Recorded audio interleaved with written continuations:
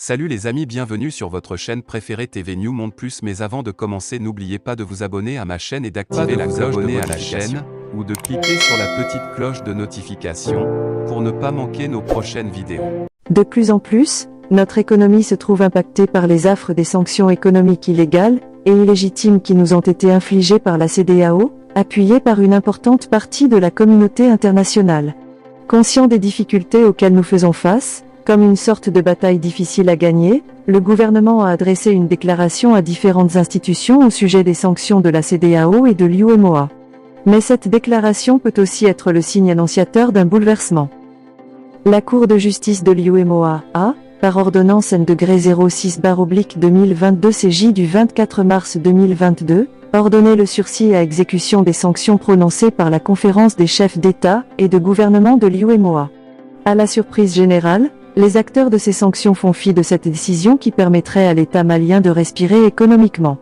Face à cette situation rocambolesque, dans un communiqué officiel, le gouvernement a sollicité la clémence des partenaires. Dans sa déclaration, le gouvernement constate avec regret qu'en dépit de la double notification qui lui a été faite, par le Mali et par la Cour, la Commission et la Conférence n'ont pas daigné exécuter cette ordonnance qui est d'application immédiate et insusceptible de recours. Ces sanctions violant allègrement les règles communautaires, notamment les dispositions garantissant l'indépendance de la Banque centrale des États de l'Afrique de l'Ouest, BCAO. En imposant des sanctions financières et économiques, la CEDEAO ne disposant pas d'instruments lui permettant de s'assurer de leur exécution, s'est appuyée sur les outils de l'UEMOA. À partir du moment où la décision de l'UEMOA est remise en cause, la CEDEAO devrait à son tour suspendre l'exécution des sanctions prononcées.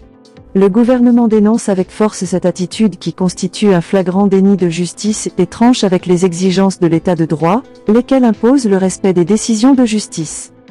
Au regard de l'impact humain et social considérable des sanctions sur les populations du Mali mais également sur ceux des pays de la sous-région, et en raison de la décision de la juridiction communautaire ordonnant le sursis à leur exécution, le gouvernement prend à témoin la communauté nationale et internationale face au non-respect par l'UEMOA de ses propres textes et au danger que cela constitue pour la crédibilité et la fiabilité de cette institution.